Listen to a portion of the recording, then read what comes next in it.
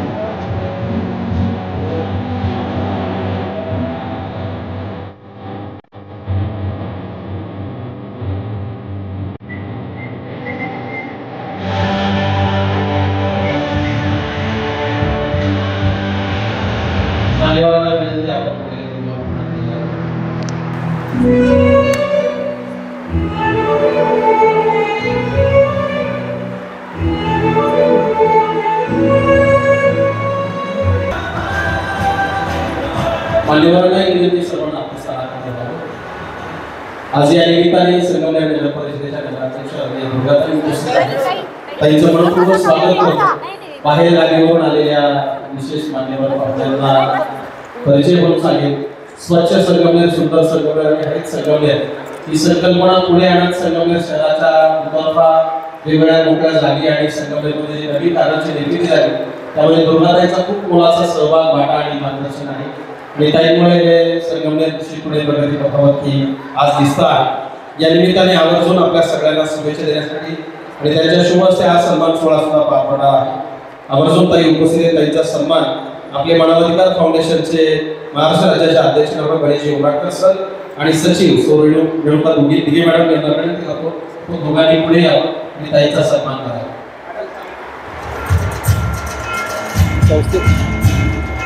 संस्थेच्या वतीने त्यांचा सन्मान या ठिकाणी. धन्यवाद. यानंतर मनोगत व्यक्त करण्यासाठी महाराष्ट्र राज्याचे आपले अध्यक्ष डॉ. गणेशजी उमराटकर सर यांना विनंती करतो, आपण आजच्या या कार्यक्रमानिमित्ताने आपलं मनोगत व्यक्त करा.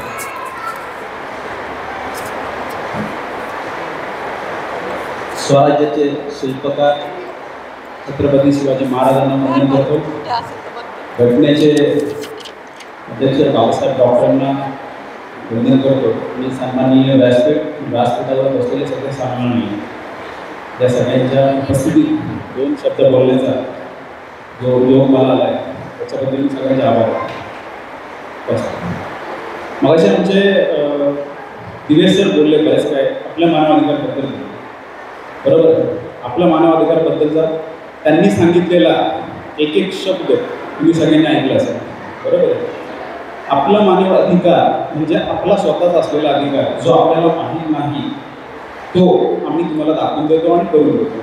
बाबा तुमचा अधिकार काय आहे, तुम्हाला कुठल्या गोष्टी भेटल्या पाहिजेत, कुठल्या भेटत नाही आहेत, त्याच्याबद्दल जो काही तुमचा असलेला प्रॉब्लेम्स आहेत ते क्लिअर करण्याचा आम्ही आमच्याकडनं जास्तीत जास्त प्रयत्न करतो.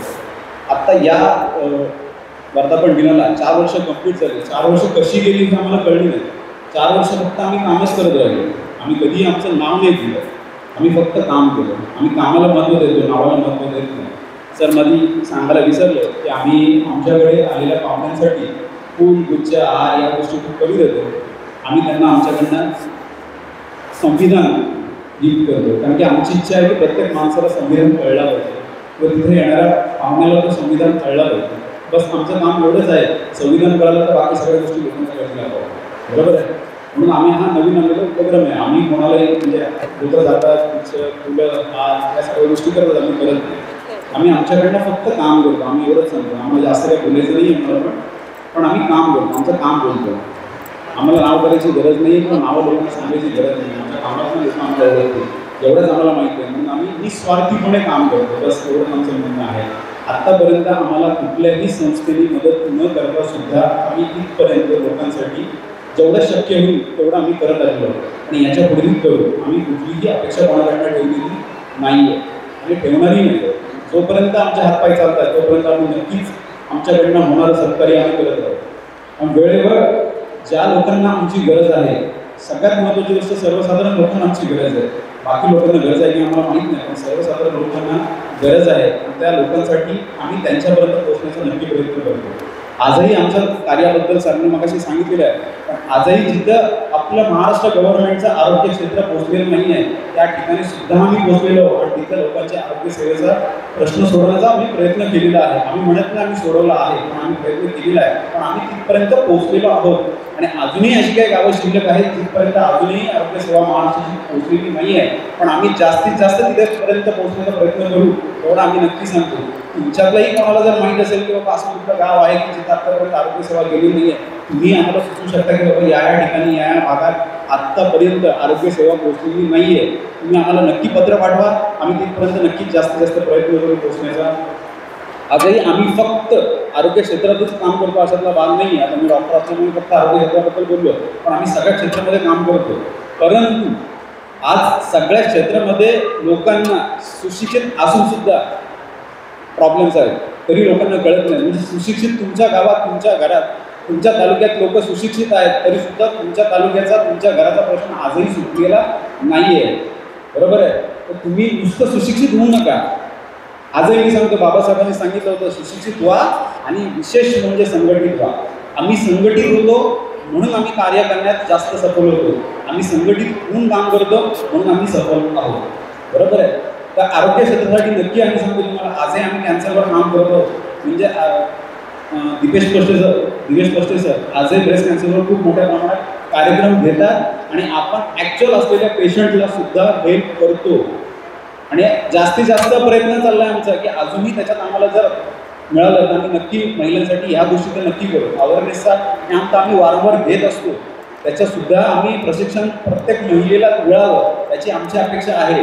पण जेवढे लोक आता बऱ्याचशा शाळांमध्ये, बऱ्याचशा कॉलेजांमध्ये आम्ही जातो आणि तिथं प्रशिक्षण देण्याचा जास्तीत जास्त प्रयत्न करतो.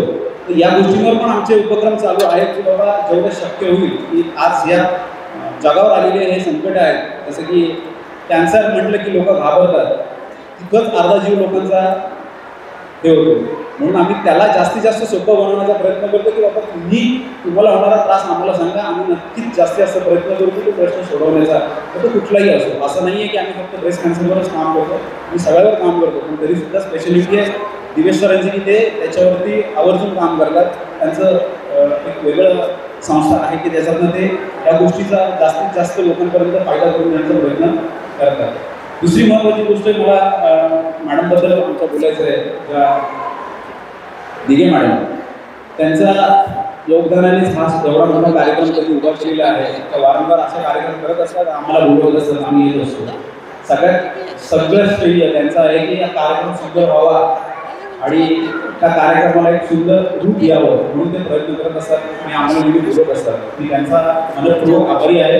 त्यांनी असे वारंवार कार्यक्रम करत राहावे आणि आम्ही येत राहावं. बरोबर. दुसरे आपले मान्यवर आलेले सोनिया पाटील साहेब, त्यांना अहिल्याबाई होळकर पुरस्कार मिळालेला आहे. 10 तारखेला पुरस्कार आहे मुंबईमध्ये, की जो खूप मोठं कार्य आहे त्यांचं सुद्धा. ते खूप मला तर म्हणत होते सर आपण तिकडे शाळा वगैरे असतील तर आपण तिकडच्या मुलांसाठी बुक्स घेऊन जाऊया वाटण्यासाठी. म्हणजे तो माझा इतका मोठा आहे की त्यांना माहीत नाही, संगमनेरमध्ये कधी आले नाही आहेत, पण तरीसुद्धा इथल्या लोकांसाठी, इथल्या गरिबांसाठी आपण बुक्स घेऊन जाऊया. किती मोठी गोष्ट आहे बघा, की ज्या गावाला कधी बघितलेलंच नाही, ज्या गावाला मी कधी गेलेलोच नाही आहे. साधा सरळ मराठी माणूस आहे, जेवढा सिंपल दिसतं ना तेवढं मोठं कर्तृत्व आहे त्यांचं.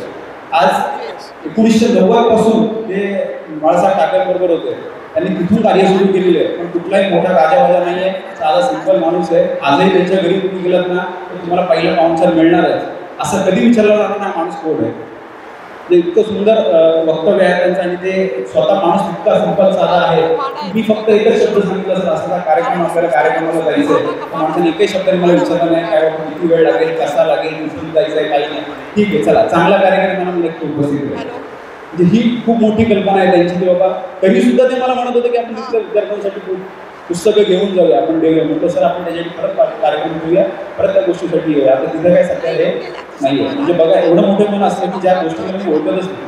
जे आम्ही मध्यंतरी एक संस्काराचा आम्ही एक कॅम्प ठेवला होता, त्या कॅम्पसाठी सुद्धा माणूस आला होता. तेव्हा येताना सगळे बुक्स बॅग बिग सगळं घेऊन आलं होतं की बाबा त्याला तिथे जेवढी मुलं तेवढ्या सगळ्यांना आपण घेऊन काढूया. काही संबंध नव्हता त्यांचा, फक्त एक पाहुणे म्हणून मी बोलवलं होतं. आणि त्यांनी केलं होतं.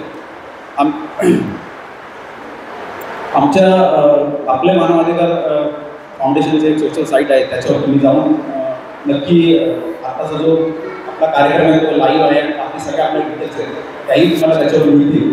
तो तुम्ही आवर्जून बघा असं आमचं नक्की हे आहे. आणि तुमच्या काही तक्रारी असतील तरी सुद्धा तुम्ही आम्हाला त्याच्यावरून संपर्क साधू शकता. तुम्हाला काय असेल तर तुम्ही आम्हाला पेपरवर लिहून सुद्धा तुम्ही तुमच्या समस्या आम्हाला सांगू शकता.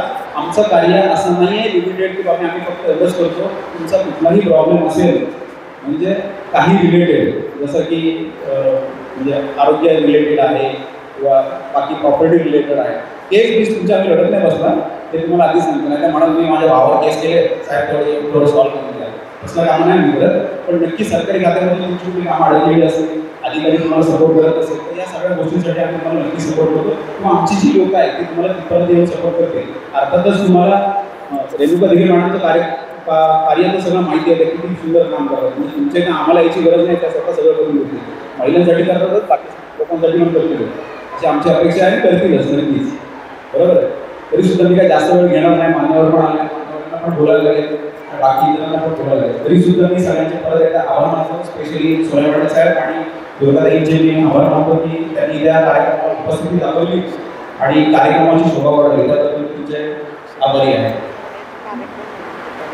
धन्यवाद सर. खूप सुंदर अशी भूमिका मांडली आहे. संस्थेच्या माध्यमातून काय कामकाज होत आहे त्याच्यासाठी आम्ही आपल्याला आभार हा आशीर्वाद केला. यानंतर ॲडव्होकेट राहुल ठाकरे व्यक्त करतात. सन्मान्य राहुल ठाकरे सर पालघर खास या कार्यक्रमाच्या निमित्ताने सर उपस्थित आहेत. आपण मनोगत ते व्यक्त करते. सन्मान्य राहुल ठाकरे सर.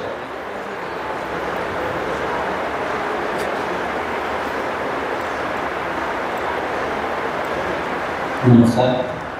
सन्माननीय व्यासपीठ आणि जमलेले सर्व महिला बंधू भगिनी त्यांना नमस्कार. पुन्हा एकदा मानवाधिकार आपले मानवाधिकार फाउंडेशनबाबत फाउंडेशनचे CEO सर, अध्यक्ष सर बऱ्याच जणांनी सांगितलेले पालघरमध्ये किंवा इतर बऱ्याचशा ठिकाणी आम्ही काही संयुक्त विद्यमानाने काम करतो.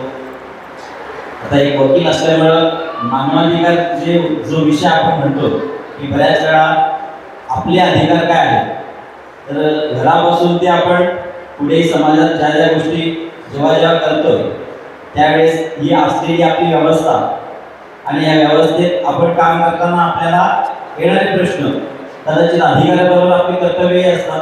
भारतीय संविधानामध्ये बऱ्याचशा अधिकारांचं जे आपण वापरतोय त्याबरोबर आपली कर्तव्ये जी असतात की जसं पर्यावरणाबाबत असतील किंवा देशाच्या आपल्या राष्ट्रहिताबाबत असतील बरेचशा गोष्टी आहेत या आपण कुठेतरी बाजूला विसरतोय.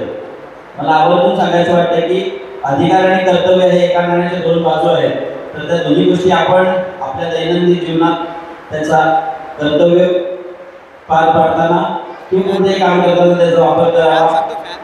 आपले मानवाधिकार फाउंडेशन आणि आम्ही एक स्वावलंबन ग्राम विकास प्रतिष्ठान देखील पालघरला तयार केले आहे. त्याचे सुद्धा ते CEO आहे DVC मस्के आणि बऱ्याचशा ॲक्टिव्हिटीज आमच्या चालू असतात. वडाकवरणबाबतच्या काही ॲक्टिव्हिटी आहेत. शेतकरी उत्पादन असेल किंवा बाकीच्या गोष्टी.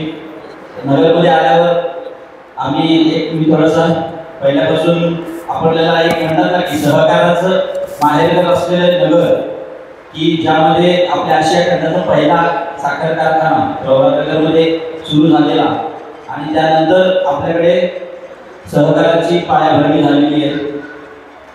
त्याचा आम्ही आदर्श घेत असतो. आमच्याकडे बऱ्याचशा वेळेस सहकार हा थोपवलेला आहे की कोलमचं कोठार मला सांगायला चांगलं वाटतंय की पूर्वी आमची मंडळी असायची की या भाताच्या कोलमच्या कोठाराचा कंपन्या किंवा इतर कारखाने येऊ नयेत यासाठी भरपूर प्रयत्न झाले. आमचे पंजोबा होते आजोबा किंवा तिथले स्थानिक त्यावेळेसचे आमदार होते लडकूराव भोईर म्हणून. तर त्यावेळेस कुठलीही कंपनी कोठारामध्ये येऊन दिलेली होती. पण आज आमच्याकडे कंपन्यांचं एवढं मोठं साम्राज्य झालं की कोलमच्या कोठाराला कुठेतरी खीळ लागले आणि ती कुठेतरी चांगल्या पद्धतीने पुन्हा शेतीचं चांगलं वातावरण असावं म्हणून आम्ही दिवेची पसरे आपले मानवाधिकार फाउंडेशनच्या माध्यमातून पर्यावरणाचा विषय असेल किंवा इतर विषय शेतीच्या चांगल्या उत्पन्नासाठी किंवा जमिनीची धूप किंवा जी नापिकता तयार होते ही होऊ नये यासाठी देशी गाई आणि त्याच्या मुला संवर्धनासाठी काही ऍक्टिव्हिटी करत असतो. बऱ्याचशा गोष्टी आहेत, मी इकडे त्या गोष्टी सांगत नाही, परंतु इथे ज्या गोष्टी चालू आहेत त्या कुठेतरी चांगल्या पद्धतीने आम्ही त्याचा आदर्श घेऊन आमच्याकडे हळूहळू त्याचा अंमलबजावणीसाठी वापर करूया असं आमची चर्चा नेहमीच होत असते. आपले मानवाधिकार फाउंडेशनच्या किंवा इतर बऱ्याचशा ऍक्टिव्हिटीज आहेत याबद्दल सर्वांना शुभेच्छा आणि आपल्या अधिकाराबरोबर आपली कर्तव्य प्रत्येकाने आपण पार पाडावी अशी माझी इच्छा आणि आपल्याकडून अपेक्षा आहे. एवढे बोलतोय. धन्यवाद. धन्यवाद ठाकरे सर. आपण सांगितल्याप्रमाणे निश्चितपणे आमचा संगमनेर तालुका हा सहकार शिक्षण राष्ट्रीय क्षेत्रात आघाडीवर असणारा तालुका आहे आणि म्हणून आमच्याकडे एक मंच प्रचलित ठाकरे सर सौशेरी एक संगमनेर असा हा संगमनेरचा माणूस असतो. यानंतर मनोगत व्यक्त करण्यासाठी आजच्या कार्यक्रमाचे प्रमुख वक्ते आणि शिवसंविधान व्याख्याते संचालक आज हा सुवर्ण योग आहे डॉक्टर दीपेशजी प्रश्नेश्वर यांना विनंती करतो आपण या निमित्ताने मनोगत व्यक्त करावं. सर्वांनी संस्थापक आहे ना हे दोघं दीपेश आणि दिवेश सर्व अतिथी त्याचबरोबर आपले मानवाधिकार फाउंडेशनचे सर्व पदाधिकारी सदस्य आपले मानवाधिकार फाउंडेशनच्या या वर्धापन दिन व जागतिक महिला दिनानिमित्त आयोजित करण्यात आलेला सांस्कृतिक कार्यक्रम त्याचबरोबर सन्मान सोहळा त्याचबरोबर छत्रपती शिवाजी महाराज डॉक्टर बाबासाहेब आंबेडकर स्वामी विवेकानंद यांच्या विचारांवर जे कार्य झालं आपले मानवाधिकार फाउंडेशनचा हा त्रिवेणी संगम या त्रिवेणी संगमाच्या विचारांवर चालत असलेले सर्व समाज या सर्व विचारांवर घेऊन जात असलेल्या समाजासोबत आपले मानवाधिकार फाउंडेशन सोबत जे कार्य करत असलेले सर्व पदाधिकारी सदस्य निदर्शक आतापर्यंत 4 वर्षापर्यंत आपले मानवाधिकार फाउंडेशनच्या सोबत सहकार्य करत मदत करत प्रत्येक कार्याला आपले मानवाधिकारच्या सोबत खांदा लावून कार्य करत असताना छत्रपतींचे डॉक्टर बाबासाहेब आंबेडकरांचे नवे तर सर्व संतांचे महाराष्ट्रीय संतांचे मुले हे विचार सर्वसामान्यांपर्यंत पोहोचवणारा आपण सर्व समुदाय या सर्वांना आजच्या आपल्या मानवाधिकारचा वर्धापन दिन त्याचबरोबर जागतिक महिला दिन आणि विशेष म्हणजे आजचा या रामनवमीचा दिवस त्या निमित्ताने सर्वांना शुभेच्छा देतो. मग कार्यक्रमाला भरपूर उशीर झालेला आहे. आमच्या हातामध्ये एका माहिती मिळाला किंवा किमान 1 तास तरी थांबत नाही, परंतु वेळेचं बंधन राखून त्याचबरोबर व्यासपीठाचा आदर ठेवून फक्त 10 ते 15 मिनिटं जे काही आमच्याकडे आपल्या कानावर शब्द पडतील आजच्या या महिला दिनाच्या विशेष निमित्ताने आपल्या कानावर जे काही 2 शब्द पडतील ते 2 शब्द फक्त आपल्याला कार्यक्रमाचा सार्थक करून घेऊन जायचं की जेणेकरून ज्या पद्धतीने छत्रपतींनी स्वराज्य निर्माण केलं नवे छत्रपतींनी स्वराज्य निर्माण केलं नाही तर छत्रपती जन्माला येण्याच्या आधीपासून स्वराज्याची वार्ता तयार झाली होती. ज्या पद्धतीने जिजाऊंचं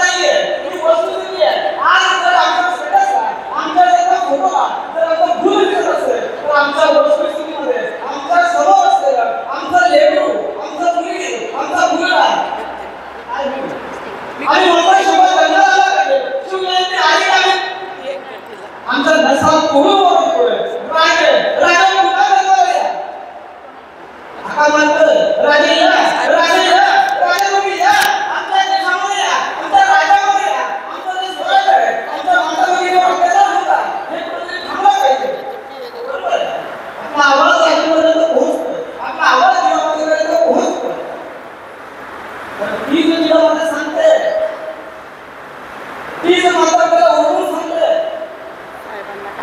तुझे हात माझ्यापर्यंत पोहोचलेली आहे तुम्ही हातामध्ये बोलताय समाजामध्ये काय घडतंय माझी माता माऊली बाहेर पडू शकत नाही 3 वर्ष दोघीवर अत्याचार होतात हा प्रसंग काय येतो आम्ही म्हणतोय तो नराधम आहे तो वाईट विचारांचा आहे खरंच तो वाईट विचार आहे वाईट विचार का आहे हा विचार आम्ही आधी हातामध्ये घेतला पाहिजे आम्ही स्वतः डोक्यामध्ये घेतला पाहिजे नव्हे तर आमच्या हृदयामध्ये घुसवला पाहिजे की असे नराधम का तयार होतात असे वाईट विचार का तयार होतात हे पहिल्यांदा आमच्या हृदयामध्ये घुसवलं आमच्या समोर अगोदर चालत असतोय तेव्हा समोरच्या पुरुषाची नजर आमच्यावर वाईट का पडते हे पहिल्यांदा आमच्या हृदयावर घुसवलं पाहिजे समोरची व्यक्तीची नजर जेव्हा आमच्या शरीरावर पडते आमच्या शरीरावर पडते त्याच्या मनामध्ये वाईट विचार तयार होतात ज्या क्षणी त्याच्या मनामध्ये वाईट विचार तयार होतात त्या क्षणी मला आठवण वगैरे दिला जाता त्या क्षणी मला आठवण माझ्या मनाची छत्रपती शिवाजी महाराज ज्या क्षणी माझ्या मनामध्ये छत्रपतीचा विचार येतो ज्या क्षणी माझ्या मनामध्ये जिजाऊचा विचार येतो त्या क्षणी तिची वाईट नजर असते तिची घाणेरडी नजर असते ना त्या क्षणी सर्वता असलेला दयाचा पळून जाऊ शकतो एवढी ताकद आहे पण हा प्रसंग का घडतो याचा विचार आणि बोलतोय राजे जन्म आले पाहिजे त्या काळामध्ये राजाने असं प्रसंग केला म्हणून त्या काळामध्ये माझ्या बहिणीवर माझ्या मुलीवर माझ्या मातावर कुठल्या प्रकारचा अत्याचार होतो आम्ही बघतोय आम्ही कथा आहे पण आता का होत नाही आम्ही म्हणतोय सगळ्यांनी संविधान त्या वेळेमध्ये निर्माण केलं त्या वेळेमध्ये संविधानानुसार राज्य चाललं व्यवस्थित देश होता आज आम्ही म्हणतोय देश त्या काळामध्ये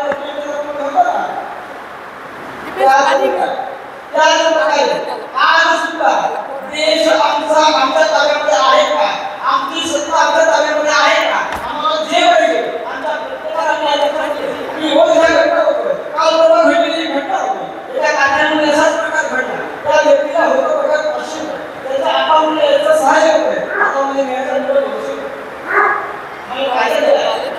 बाबासाहेबांनी संविधान दिलं पण संविधान कुठे माहिती आमच्या घरामध्ये येऊन घडत असतो आज आमचा निर्णय का आली ही आमच्या वेळ का आली आमच्यामध्ये संविधान छत्रपतीचं स्वराज आज ही छत्रपतीचा अभिमान तेवढ्याच पद्धतीने आमच्या हृदयामध्ये आहे तो बाहेर काय येत नाही आमचा हृदयामध्ये अभिमान आहे आम्हाला सगळं शिकवलं पण बाहेर काय येत नाही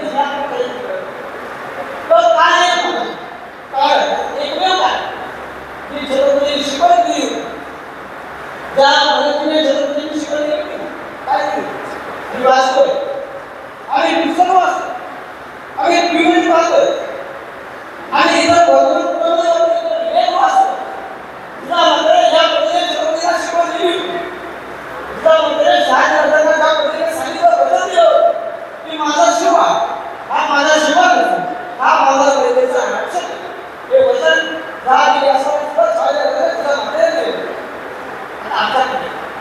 आम्ही आमच्या मुलांना सरळ देऊ लागतो ज्या ठिकाणी शिक्षण करायचं ज्या ठिकाणी शिक्षण करायचं ज्या प्रकारचं शिक्षण करायचं हे सर्व शिक्षण उपयोगात करून देतो परंतु ते प्रकार आम्ही आमची संस्कृती पाळतो आणि आमची संस्कृती पाळताना हा विचार करतो हे आमच्या घरामध्ये केलं पाहिजे मी आता माझ्याकडे एवढं सांगेल माझा घरी आमचा मुलाचं पहिल्यांदा लक्ष दिलं पाहिजे आमचं मुलं घरात गेल्यानंतर शाळेत जेव्हा घरी येतं घरामध्ये आल्यानंतर त्याचे विचार काय आहे त्याच्या हातामध्ये काय आहे त्याच्या मनामध्ये काय आहे त्याच्या डोक्यामध्ये काय आहे तो कुठल्या प्रदेशात करतो कारण त्याच्या हातामध्ये पुस्तक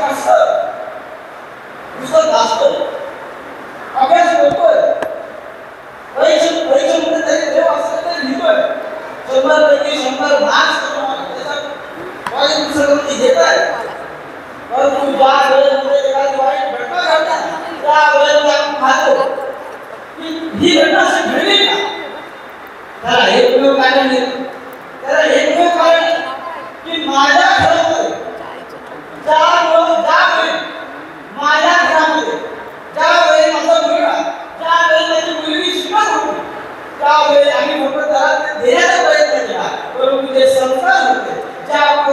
जिजामातेने त्या मुलावर, त्या शिवावर, माझ्या राजावर संस्कार केले. ते संस्कार म्हणजे एकच उदाहरण सांगतोय. ज्या वेळेमध्ये राजा मुलाच्या कृपेने बाहेर गेले होते, बाहेर गेल्यानंतर संध्याकाळची वेळ होती, वेळ ही घरामध्ये होती, परंतु त्या वेळेमध्ये शिवा घरामध्ये आले नाही. तेव्हा मातेला कळलं की बाळामध्ये गेले होते. जिजामाता नेमली पायामध्ये घुंगरू घातले. ज्या क्षणी घुंगरावर शिवाचं पाय पडलं, त्या क्षणी घुंगरू घातला. शिवाला कळलं आपण चुकलोय. मातेने सांगितलं तुला एवढं बाहेर जायचं होतं, बाहेर जाण्यापेक्षा मी जर घरामध्ये करते. त्या क्षणी शिवाला कळलं हे चुकीचं आहे, हे मला करायचं नाही. शिवाला एकही शब्द सांगितला नाही की हे करू नको, बाळाने मला करायचं नाही, हे शोभत नाही, हे कधीच जिजामातेने सांगितलं नाही. जिजामातेने फक्त हृदय आणि त्या नजरेतून फक्त एवढंच दाखवून दिलं की ही चुकीची गोष्ट आहे. मला राजा बनवायचं आहे, मला स्वराज्य निर्माण करायचं आहे, मला माझ्या स्वराज्याची माता भगिनीची इज्जत वाचवायची आहे, मला हे करायचं नाही. आणि त्या क्षणी राजाच्या डोळ्यामध्ये अश्रू आले आणि ते अश्रू विकासित असू, ते अश्रू हे शिपाईचे अश्रू होते. आणि त्यावेळी ठरवलं की माझ्या स्वराज्यामध्ये जर कुठे अन्याय करत असेल, माझ्या स्वराज्यामध्ये कुठे अत्याचार करत असेल, तर जर वाटतं सिद्ध झालं ना, त्या क्षणी त्याच नवरात्रामध्ये पाय चक्कर जायचे, हात चक्कर जायचं, लिंग चक्कर जायचं, नवे त्याला लोटून केलं जायचं. हे छत्रपती शासन होतं. त्याच पद्धतीने माझ्या माता बहिणीमध्ये एवढी ताकद असली पाहिजे की माझ्यासोबत ज्या वेळेला त्याचं नवरात्र वेळेला येईल त्यावेळी माझ्या नजरेमध्ये एवढी ताकद पाहिजे. त्या व्यक्तीनुसार तो कितीही वाईट नजरेमध्ये बघत असला तरी त्या वेळेमध्ये तो समोर होता. त्याची असलेली जी युक्ती आहे त्या ठिकाणी काय झाली पाहिजे. परंतु त्याचा पहिला जाऊन सांगेल की जिजामातेचे विचार हे पहिले माझ्या मनामध्ये, माझ्या हृदयामध्ये असले पाहिजे. माझ्या छत्रपतीला त्या वेळेमध्ये ऐकायला पाहिजे की माझ्या छत्रपतीचं स्वराज्य आहे, मी छत्रपतीच्या स्वराज्यामध्ये आस्था काय आहे आणि छत्रपतींनी निर्माण केलेलं आहे स्वराज्य, बाबासाहेबांनी निर्माण केलेला हा देश, हा संविधान मला टिकवायचा आहे. संविधानावर कितीही व्यक्त व्हायला लागले, कितीही कर्मचारी करायला लागले, तरी सुद्धा त्याचा विरोध केला जाणार. आणि संविधानाला घेऊन त्या संविधानाचा प्रचार करण्याचं काम जे आम्हाला बाबासाहेबांनी शिकवलं, बाबासाहेबांनी संविधान सहजपणे निर्माण केलं नाही. ज्या पद्धतीने छत्रपतींनी स्वराज्य निर्माण केलं, ज्या पद्धतीने त्या स्वराज्याचे नियम केले, त्याच नियमांना करून बाबासाहेबांनी हे सर्व कलम निर्माण केले. फक्त एवढंच आहे की त्या कलमांमध्ये सुद्धा हे राजकारणी लोक कुठेतरी वाट काढताय आणि त्याच्यामध्ये कुठेतरी पडण्यासाठी वाट शोधत आहे. त्या वाटांना बदल करण्याची ताकद ही आपल्या प्रत्येक सर्वसामान्य जनतेमध्ये आहे आणि ती आपण केली पाहिजे. तसं त्या श्रीलंकेमध्ये घडलं होतं. कुठेतरी अन्याय अत्याचार झाला, राष्ट्रपतीला त्यांचं दारी सुटून जावं लागलं. एवढी ताकद सर्वसामान्य जनतेमध्ये आहे आणि तीच ताकद आमच्यामध्ये सुद्धा आहे. शासन म्हणजे काय पाहिजे हे आम्हाला माहिती झालं पाहिजे. सरकार म्हणजे काय हे आम्हाला माहिती झालं पाहिजे. आम्ही सरकार म्हणजे राष्ट्रपती मुख्यमंत्री हे म्हणतोय, ते म्हणजे सरकार नव्हे. सरकार म्हणजे छत्रपतींनी ज्या पद्धतीने स्वराज्य निर्माण केलं, ज्या पद्धतीने बाबासाहेबांनी संविधान निर्माण केलं, त्याच पद्धतीने आम्हाला मतदानाचा अधिकार आहे. त्या अधिकारातून फक्त एक अधिकारी व्यक्तीवर आपण निवडून देतोय आणि त्यांना प्रश्न तयार करण्याचं काम हे आपलं आहे. आणि कधी आम्ही तयार केलेल्या त्या अधिकाराला, तयार केलेल्या त्या व्यक्तीला, मग तो आमदार असेल, तो खासदार असेल, नवे आम्ही आमदार प्रधान म्हणतच नाही. कारण संविधानानुसार आमदार खासदार शब्दच नाहीये. विधानसभा सदस्य, लोकसभा सदस्य, त्या प्रत्येक व्यक्तीला आम्ही जाब विचारला पाहिजे. तुम्ही संविधानाची शपथ घेतलेली आहे, त्या शपथेनुसार आमचा विकास करणं हे तुमचं काम आहे. आमच्या गावामध्ये, आमच्या मंदिरामध्ये हा अन्याय होतो, हा अत्याचार होतो, आमच्या बहिणीवर कशा होतात तुम्ही करणार आहे. तुम्ही या ठिकाणी या मुलावर कशासाठी आहात हे विचारण्याची हिंमत माझ्याकडे आली पाहिजे. प्रत्येक माता भगिनीमध्ये, प्रत्येक माझ्या बंधूमध्ये ही ताकद निर्माण झाली पाहिजे. प्रत्येक व्यक्तीला आणि सन्मानाने त्या ठिकाणी पाठवतोय त्याला अभिमानाने विचारलं पाहिजे. आम्ही तुम्हाला मतदान केलं, दिलेल्या संविधानाच्या अधिकाराने तुम्हाला सन्मानासाठी बसवलेला आहे. तो अधिकार आमचा आहे.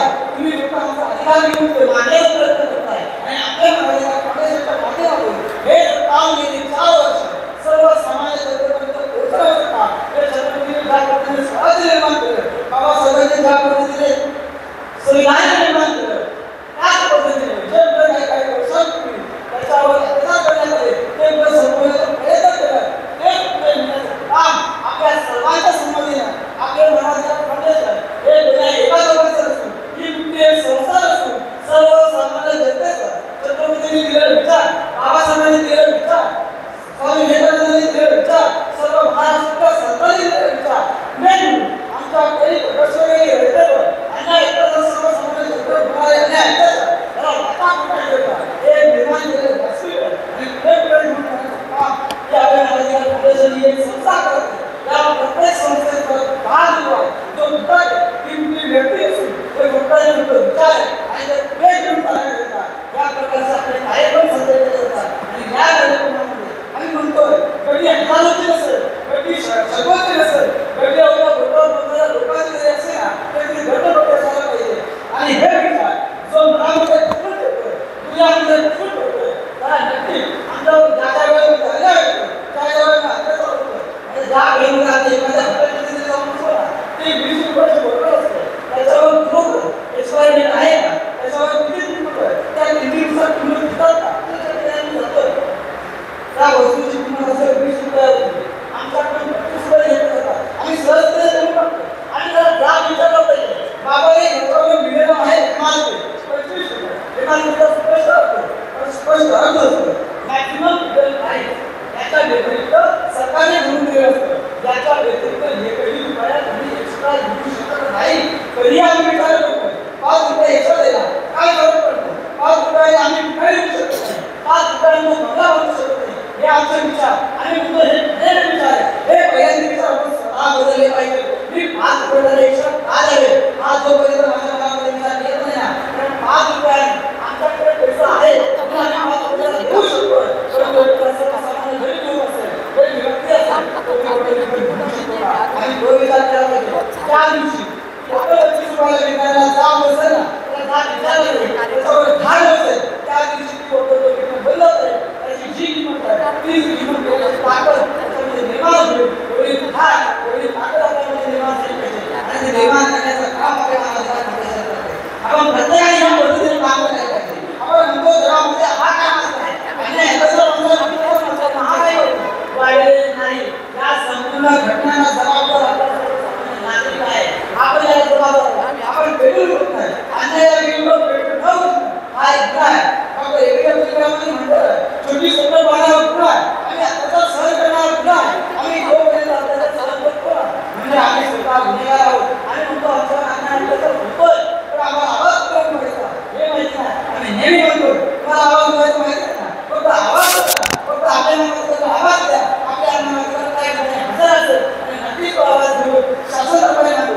या शासनाला या प्रशासनाला ज्याच्या केंद्रीय घडते त्याच्या केंद्रीय छत्रपतीचा समाज काय होतो बाबासाहेबांनी दिलेलं संविधान काय आहे हे नक्कीच जाणून करण्याचं काम आपल्या मानवाच्या फाउंडेशन करत आहे आणि त्या निमित्ताने आपल्या मानवाच्या फाउंडेशनचा विचार प्रसार करण्याकरिता प्रसार करण्याकरिता सर्व सरकारचे विचार मांडण्याकरिता कुठल्याही संस्थाने कुठल्याही व्यक्तीने कुठल्याही देशभक्ताने कुठल्याही संतांनी कधी जाती धर्माचा उल्लेख केला नाही कुठल्या जाती धर्माचा द्वेष केला नाही प्रत्येक संतांनी जात धर्माबद्दल तीच मानले नाही सर्व जाती धर्माचे लोक मानले आहे छत्रपतींच्या स्वराज्यामध्ये सर्व जाती धर्माचे लोक होते बाबासाहेबांच्या सोबत संविधानिक सर्व जाती धर्माचे लोक होते आज आम्ही काय आज आम्ही हिंदू मुस्लिम ईसाई काय करतो आणि एकच म्हणतो मी जर विचार करत असेल ना स्वतः विचार माझ्या बाजूला एक मुस्लिम धर्मीय माझ्या बाजूला एक हिंदू धर्मीय माझ्या बाजूला एक इस्लाम धर्मीय शीख धर्मीय सर्व धर्मीय लोक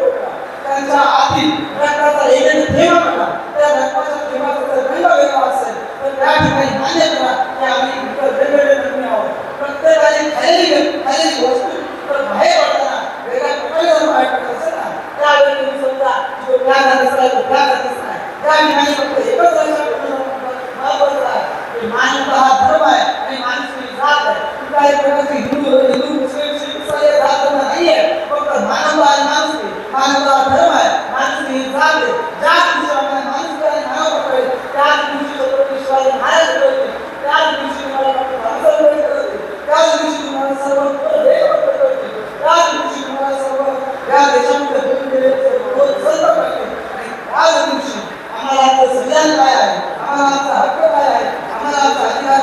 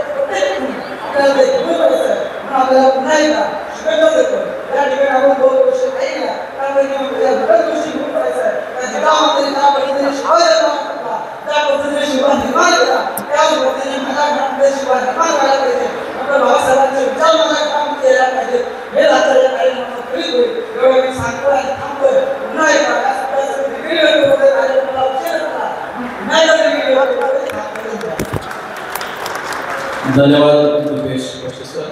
खूप सुंदर या ठिकाणी आपण मनोगत व्यक्त केलं आणि अभ्यासपूर्ण गोष्टी आपण आपल्या मनोगतात व्यक्त केल्या.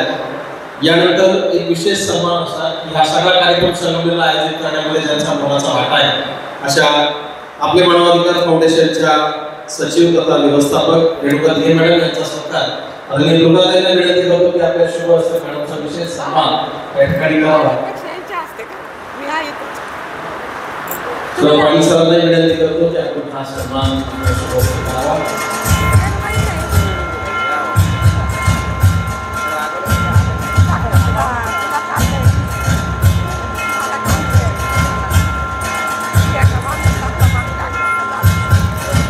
सर्वजण एकदा जोरात टाळ्या वाजवून त्यांचं स्वागत करूया.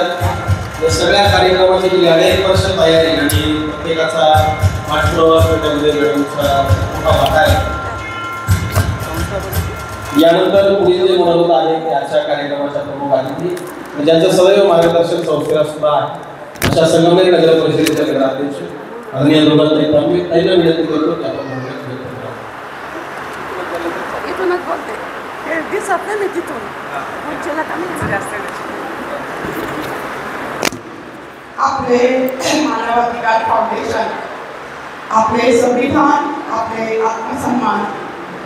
आज महिला दिनाच्या निमित्ताने मानवाधिकार फाउंडेशनने गेल्या 4 वर्षांपासून सुधाराच्या कार्यक्रमांचं आयोजन संपूर्ण महाराष्ट्रावर करत असतात. यामध्ये जे फाउंडेशनचे प्रमुख आहेत ते ज्यांनी आता आपल्याला बऱ्याचशा गोष्टी आपल्याला सांगितल्या. यामध्ये शिवसंविधानाविषयी अनेक गोष्टी सांगितल्या त्या डॉक्टर दिपेश सचदे, त्याप्रमाणे त्यांचे बंधू दुसरे बंधू त्यांचे दिवेश कृष्णे, त्याचप्रमाणे डॉक्टर गणेश उमराटकर या संपूर्ण कार्यक्रमामध्ये त्या आपल्या महाराष्ट्रामध्ये काम करणाऱ्या रेणुकाताई दिघे, व्यवस्थापक सचिव संगीताताई गुंड, सौ उषा लोटे, सौ मनीषा शिंदे, सौ सुनीता भागवत, सविताताई वडे, बेबीताई गवडे आणि मान्य श्री किशोरजी पाटील, त्याचप्रमाणे मान्य श्री कौशल पाटील, मान्य श्री सोन्या पाटील, डायरेक्ट सोन्याचेच पाटील आलेले इथे कार्यक्रमासाठी. त्यामुळे आपल्याला काहीच कमी नाही ते गोल्डमॅन आलेले कार्यक्रमाला आणि सर्व त्यांनी सूत्रसंचलन करत आहेत ते निलेश पर्वत, त्यांना पुरस्कार आहेत ते आमचे भाऊ आहेत आणि आमचे सोसेसर आहेत. सगळे आपले जे समाजामध्ये काम करतात. मला आता भेटल्यामुळं आणि लांबून फारशा ओळखायला येत नाही, परंतु आपल्या समाजामध्ये जे रोज काही ना काही कार्य करतात अशा सर्वांना हा पुरस्कार या ठिकाणी दिलेला आहे. आणि व्यासपीठावरील सर्व सन्माननीय मान्यवर, उपस्थित सर्व बंधू आणि भगिनींनो, गेल्या 4 वर्षापासून डॉक्टर दिपेश हे संविधान, शिवसंविधान यावर काम करत आहेत. खरं तर महामानव आपल्या घटनेचे शिल्पकार डॉक्टर बाबासाहेब आंबेडकर यांची 14 तारखेला यांची बॅटरी गेली का?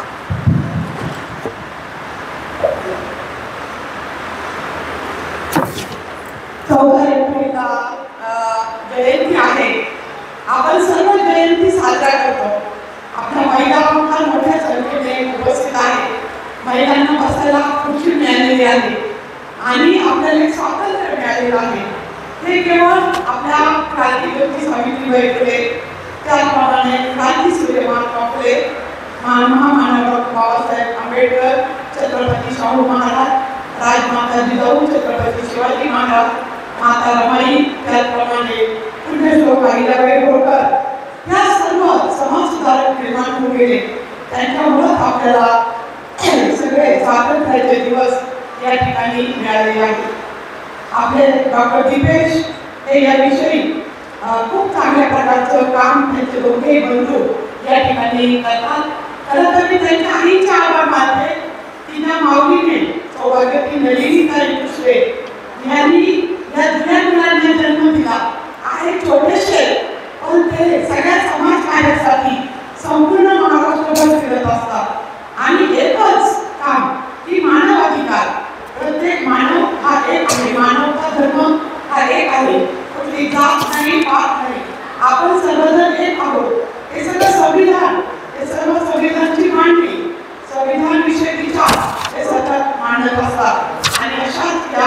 माध्यमातून खरं तर हे कार्यक्रम घेणं सोपी गोष्ट नसते.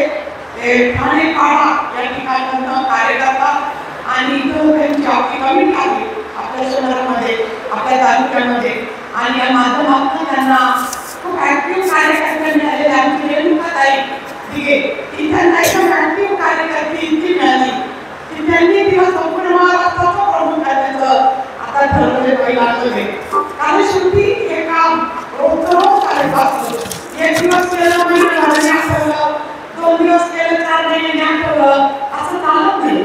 हा जो संविधान आणि हा जो विचार आहे हा आपल्याला रोजच्या रोज आपल्या समाजाला द्यायचा आहे. आणि आमच्या रेणुकाताई बरोबर सगळ्या टीम, संपूर्ण टीम या ठिकाणी खूप चांगल्या प्रकारचं काम निश्चितपणे करत आहे. खरं तर राहुल मॅडम इथे दिसत आहेत मला. खूप सुंदर असं गीत त्या म्हणतात. मुलीवरचं तर अति सुंदर गीत म्हणतात, कन्येवरचं. इतकं सुंदर की माझ्या कानामध्ये त्यांचा नेहमी आवाज येत असतो की त्या कन्येवरचं गाणं म्हणत असतात, मुलीवरचं. आता मुलीच्या जन्माचं स्वागत होतं, पण 50-60 वर्षाची मुलगी झाली की सगळ्यांच्या कपाळाला आट्या पाडायच्या. परंतु हे सर्व समाज सुधारक निर्माण झाले आणि डॉक्टर बाबासाहेब आंबेडकरांनी हिंदू कोड बिल, हे कोड बिल आपल्यासाठी तो ठराव केला. तो त्यांनी मंत्र्यांकडनं एकदा राजीनामा दिला, ठराव पास झाला नाही म्हणून परत ते मंत्री झाले आणि त्यानंतर तो ठराव पास झाला. आणि म्हणून महिलांनो, आपल्याला स्त्री आणि पुरुष समानता, सगळीकडे असण्याचे अधिकार, शिक्षणाचे अधिकार, जी समानता आलेली आहे. शिवाय आपल्या नदीच्या संपत्तीमधला वाटा, वडिलांच्या संपत्तीमधला वाटा, या सर्व गोष्टी त्या डॉक्टर बाबासाहेब आंबेडकरांकडून आपल्याला मिळालेल्या आहेत. म्हणून आपण त्यांचं स्मरण करणं, संविधान वाचवणं, संविधानाला पुढे नेणं, पर्यावरणाचं काम करणं, ज्या ज्या समाजामध्ये गोष्टी कमी आहेत त्याचं आपण सर्वांनी जर काम करत राहिलं तर निश्चितपणे काही ना काही समाजसेवा ही आपल्या हातून निश्चितपणे होणार आहे. आता पेटे बांधून ज्यांना पुरस्कार आहे त्यांना सर्वांना बसवलेला आहे. प्रत्येक व्यक्ती आपल्या समाजामध्ये काही ना काही चांगलं काम करण्याचा प्रयत्न करतात. असे निवडून कमिटीच्या मार्फत असे निवडून कुठल्याही प्रकारची तिथं पासली नाही, काही नाही, सर्वांच्या मध्ये कमिटीचं निवडून त्या सर्वांची निवड केलेली आहे. जे पुरस्कार त्यांना मिळणार आहे त्यांचे मी मनापासून त्यांचं अभिनंदन करते. अधिक उत्साह तुम्हाला या तुमच्या पुरस्कारामुळे मिळणार आहे. पुरस्कार मिळाला त्यातून जर मग आपल्या अंगावर चढतं, आपल्याला अधिक शक्ती प्राप्त होते, अधिक ताकद प्राप्त होते आणि आपण त्याचं दुप्पट काम करायला लागतो. ही प्रेरणा आपल्या सर्वांकडनं या सर्व आमच्या महिला भगिनी आणि आमच्या बंधूंना या ठिकाणी मिळणार आहे. खूप चांगलं कार्य आपल्या हातून होत आहे. तुमच्या संपूर्ण कार्याला आमच्या मनपूर्वक शुभेच्छा. मूर्ती लहानपण कीर्ती महान अशा प्रकारचं चांगलं कार्य तुमच्या हातून हो, अधिक संपूर्ण महाराष्ट्रभर, भारतभर तुमच्या हातून असं कार्य हो अशी मी परमेश्वराला प्रार्थना करते. आणि कार्यक्रमासाठी मला आजच्या कार्यक्रमाचं अध्यक्ष केलं, मान मला दिला, त्याबद्दल सर्व सहकार्यांचे मी मनापासून आभार मानते. धन्यवाद. जय हिंद, जय महाराष्ट्र. धन्यवाद. निश्चितपणे आपण सांगितल्याप्रमाणे वेगवेगळ्या क्षेत्रात काम करणारी ही सगळी मंडळींची निवड केलेली आहे आणि संस्थेच्या या कामाला ऊर्जा आपली कायम असते. आणि हे शून्यातून मोठं झालेल्या 4 वर्षाच्या वटवृक्षात रूपांतर संस्था करते. खूप सगळी कामं संस्थेच्या माध्यमातून होतात. गुर्जर विद्यार्थ्यांचा प्रोत्साहन देण्यासाठी कार्यक्रम असो, अनाथाश्रम, वृद्धाश्रमात कार्यक्रम असो, समाजोपयोगी माहितीपट प्रसिद्ध करणे असो, हस्तकलांचा मार्गदर्शन, व्यवसाय, कौटुंबिक सगळ्या अनेक कार्यक्रम सुद्धा आयोजित केले जातात. महिला सबलीकरणासाठी सुद्धा असे वेगवेगळे उपक्रम संस्थेच्या माध्यमातून राबवले जातात. कारण समाजसेवा करण्याची तळमळ ती रक्तात असावी लागते आणि ते जर रक्तात असेल तर खूप काही शक्य आहे. आणि म्हणून श्रीकृष्णराव खूप सुंदर लिहितात की नाही दिवा जरी पडल्या घरात माझ्या, विसूर्य पाळलेला आहे उरात माझ्या, अरे बघतो आता कसा पाऊस येत नाही, वीज पेरली आहे या भावात माझ्या, वीज पेरली आहे या काळा जात माझ्या. ही तिरकी पेरून घ्यावी लागते समाजसेवेची आणि मग हे काम उभं राहत असतं. हे या संस्थेने निश्चितपणे उभं केलेलं आहे. यानंतर आजच्या या कार्यक्रमाचे प्रमुख अतिथी समाज कल्याण न्यास ठाण्याचे संस्थापक अध्यक्ष डॉक्टर सोनिया पाटील सर यांना विनंती. करतो की आपण या निमित्ताने मदत करतो. आपले राहिले ना पाटील साहेब. नाही सोन्याचे ते त्यांना विनंती करतो की आपण शुभेच्छा. आईने बहुतेक नमस्कार असं देवा चांगलं बाई. या कार्यक्रमाच्या निमित्ताने नाशिक उद्योग मतदारसंघाचे आमदार सत्यजित दादा अगदी 2 मिनिटात या ठिकाणी उपस्थित होत आहेत आणि या नंतर आपण पुरस्कार वितरण सोहळ्याला सुरुवात करणार आहोत. दादांच्या व्यस्त वेळेमधून अत्यंत या सुंदर कार्यक्रमाला दादांना उपस्थित राहायची इच्छा असल्यामुळे ते पोहोचत आहेत आणि या कार्यक्रमाच्या निमित्ताने खूप सगळे मान्यवर अतिथी या निमित्ताने उपस्थित आहेत. सर्वांचाच नामोल्लेख करणं थोडंसं अवघड आहे, पण या निमित्ताने जे पुरस्कारार्थी मान्यवर आहेत त्या मान्यवर अतिथींचा खूप असा परिचय या ठिकाणी घेतो.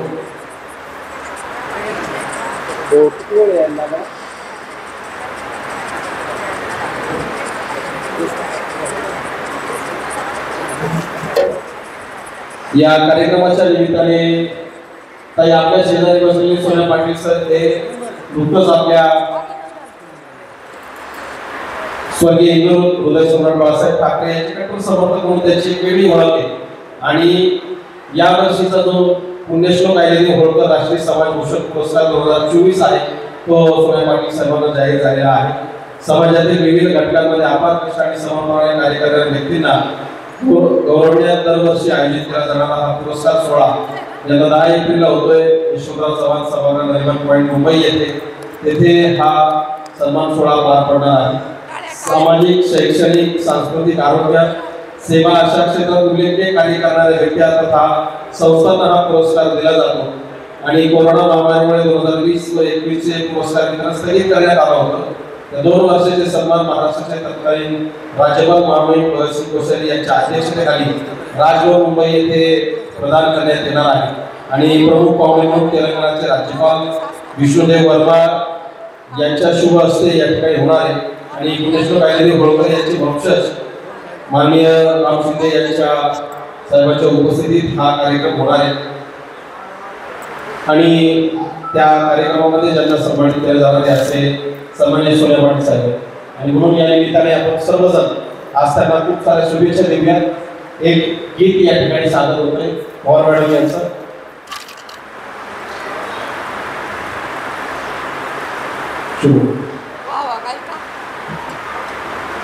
मॅडमचं काय नाही घेतलं ताई या निमित्ताने सांस्कृतिक स्पर्धा आणि गायनाची जी स्पर्धा आहे आपण गायन स्पर्धेला भाग करू. दादा येईपर्यंत 2-3 गाणी होतील आणि मग लगेच पारितोषिक वितरण समारंभ होईल. शुभम सर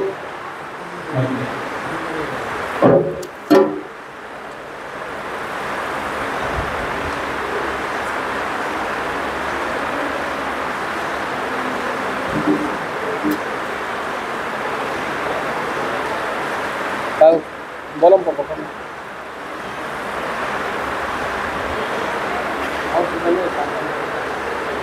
पुरस्कार कधी सुरू होणार आहे?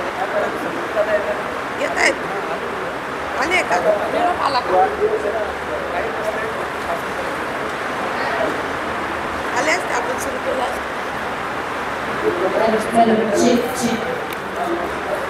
सत्रीची तुमची भेट झाली असेल तुमच्या दाखवायची गुजरात हा मी वाचलं ना आपल्याला वाचलं. हे पुन्हा निरोपाला दादा येतोय. सर्वांना रामनवमीच्या खूप खूप शुभेच्छा. आज रामनवमी असल्यामुळे मी ते एक गीत सादर करते. रामाचं मेरी झोपडी के महाराष्ट्र जाईल.